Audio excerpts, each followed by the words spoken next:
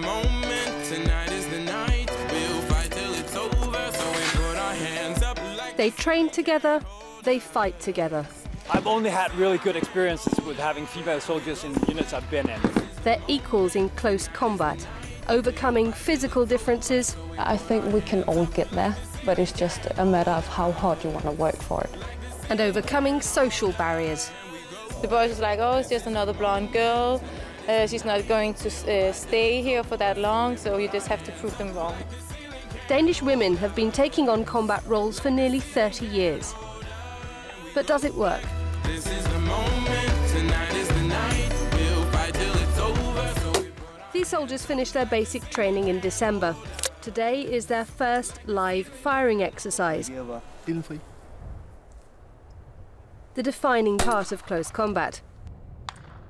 They're a mixture of both men and women. To tell them apart, you have to look very, very closely. You got your mates, and at the end of the day, you make it. You get the job done, and it's a great feeling because you're doing something that is actually very hard, but you get it done, and ordinary people would exactly never do something like we do. Women make up just about 4% of the entire Danish army, but they make a difference. Whenever we're on the ground, everybody performs the same. It doesn't matter whether they're male or female soldiers. I've both been in Iraq, had female soldiers, and in as a 2IC in Afghanistan as well, we had a brilliant experience with the female soldiers. They add an extra dimension to the unit, where a lot of the lads, they bring in the muscles and so on. The female soldiers, they have the nursing thing in them. Salam alaikum. And it's not just in combat when their presence can be effective. The walls and the painting and the toilets and the well. If you should say which one are the most important to you, in what order would you say it's? It gives you such an advantage in some countries where men and women are very separated. For example, Afghanistan, that having a woman along removes a lot of problems because they can actually talk to someone when you actually find one. Isabella's completed 2 tours of Afghanistan and 1 of Kosovo. Her childhood on a Danish military base was spent watching patriotic American movies. It means she's always wanted to be a soldier. We help bring a bit of perspective to some of the young boys, because for them it's all just exciting, and they almost sometimes feels like they think it's a game, not actual reality. But sometimes you hit a nerve when you start talking about all the other things that the boys aren't thinking about. Well, the women, the girls, the kids. We were told Isabella's one of the Danish Army's best gunners. They say her patience is a particularly female quality. Sometimes we've been sitting out there for 16 hours a day, watching nothing, but you have to be on, because when something happens, it's like 5 or 10 minutes of excitement. But if you're sitting and doing everything else and actually being a gunner, then you're not ready for when the hard things start. Although many differences between the sexes are recognised and built upon, there's one area where everybody must be equal. At the beginning of the year, the physical requirements for men and women in combat roles were made the same. Denmark now sets the test according to the job, not the person doing it. And it's made it much harder for the women who want to fight. Maddie has served 2 tours in Afghanistan. One of the tests she has to pass is the so-called death lift of 80 kilos. Have a lot of kilos on your back, and you have to drag wounded guys, or wounded women, for that matter. So you have to do a lot of heavy lifting also. How much more time do you spend working out, getting fit, than your male colleagues? Probably 50% more than my colleagues. Like five days a week, I work out. One of the concerns about women in combat is what it does to a woman's body in the long run. I don't think there's coming a long-term effect if you're preparing your body to do the job. So if you're trained properly, then your body can hold as long as a guy. Do you ever find yourself having to compare yourself with guys? Yeah, all the time. So you have to be tough mentally as well as physically. If you don't have confidence, you cannot stay in here, because then the boys maybe will talk mean about you, or say you're not good enough, or you have to fight harder. You have to believe in yourself if you want to do it. What was it like when you first arrived? Was it tougher than you thought it was going to be? Yeah, it was very tough. The boys was like, oh, it's just another blonde girl. She's not going to stay here for that long, so you just have to prove them wrong. But how do men and women function together when they work so closely and in such intense circumstances? It's interesting because you get to know boys on an entirely different way than you do at home, both on good and bad. You find out that they're not always as tough as they pretend to be, and that's unique. You don't see that at home. If we're going on shoot live firing exercises, they're always asking us if we would prefer a separate room to sleep in or to stay in than be with the boys, and we always say no, we would rather be with the rest of the platoon, because we want to have that feeling that we all are equal and we all belong in the same place. And in the likes of Afghanistan, with 50-degree heat in combat, throwing 19 to 22-year-old men and women together is going to lead to things happening. How do you address the issues that there are going to be relationships forming, behaviour is going to change? Well, I think it's a leadership issue. And one thing you have to make yourself clear is that it will happen whether you like it or not. I think most important is that before it happens, just before you go, just talk to them about it, saying, no matter what you tell me, there's a high chance of this happening.